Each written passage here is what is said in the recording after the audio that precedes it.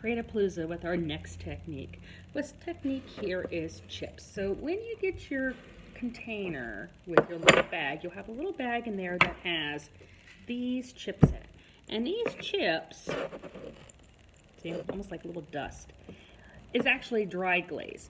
And it kind of looks like dirt right now. Yeah, it kind of is like chalk. Ground up chalk, almost like that, except for it's glaze. So it's a little bit different. If I put chalk in the kiln, it would just burn away because it's a different type of material. Glaze usually has like it's almost like a base for glass.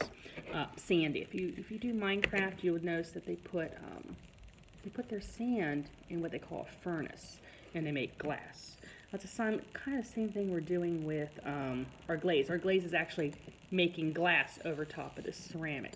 A colored glass. So these ones are chips, and you'll get a little bag with those. And as I said, they're mixed colors, so they have all different colors. I don't have purples, blues, and yellows more, or to have oranges, browns, whites, greens, whatever colors. They're kind of a mix. And when you add it, you kind of give this raised, bumpy texture to it, but still smooth, not rough. Still smooth after it's fired. So I like doing this one on really flat items, such as the ornament, or you could even pick out one of your little smaller ones, the smaller pendants, and do something with that too. So you can do either way, because a lot of them have already has some texture to it, so you can paint, and then you can put like little chips all around the edges, like this one. See, I have them all around the edges, and I painted it a solid color. So you can do that as well.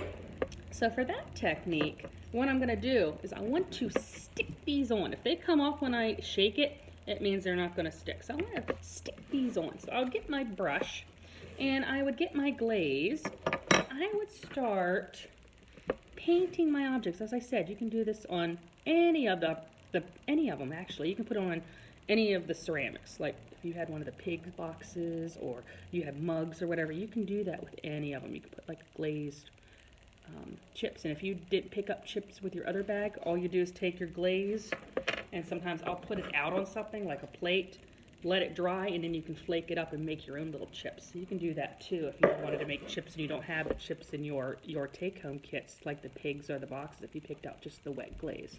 So there, I painted that in, and it had a little texture. This one here had there it goes, a little sheep on it.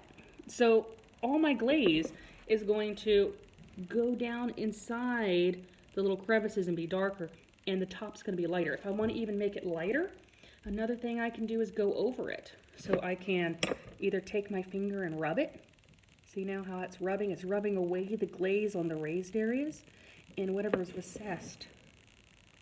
See how you can see it really good now? A lot better than what you could before.